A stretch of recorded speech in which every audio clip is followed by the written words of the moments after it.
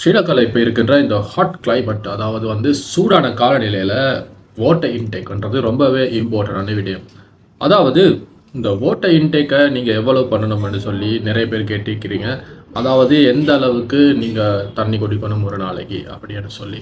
நார்மலாக இப்போ இருக்கிற இந்த சூடான ஹாட் கிளைமேட்டில் ஒரு 3 லிட்டர்ஸ் 2.5 to 3 லிட்டர்ஸ் என்ற அந்த வாட்டரை நீங்கள் இன்டேக் பண்ணுறது ரொம்பவே நல்லது.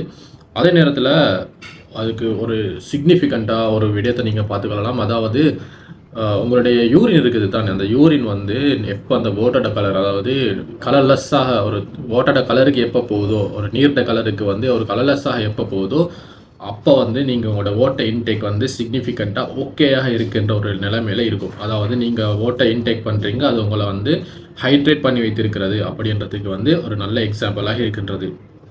ஸோ நீங்கள் கட்டாயமாக தண்ணி குடிக்கணும், வாட்டர் குடிக்கணும். இல்லைன்னா நீங்கள் டிஹைட்ரேட் ஆவீங்க, சோர்வாகுவீங்க. உங்களுடைய வேக்கை கம்ப்ளீட்டாக முடிக்கலாமல் நீங்கள் டயர்ட் ஆகிடுவீங்க.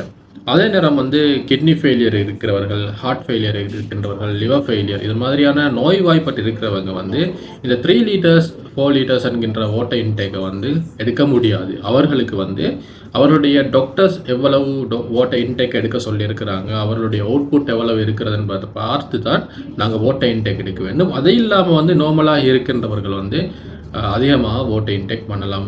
ஜூஸஸ் எடுக்கலாம், அதே நேரத்தில் கிங் கோகோனட் வாட்டர்ஸ் எடுக்கலாம்.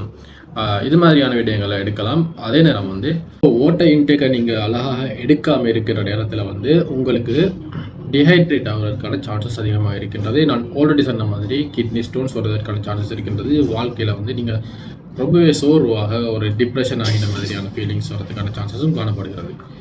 எனவே வாட்டர் இன்டேக்கை அழகாக எடுங்க.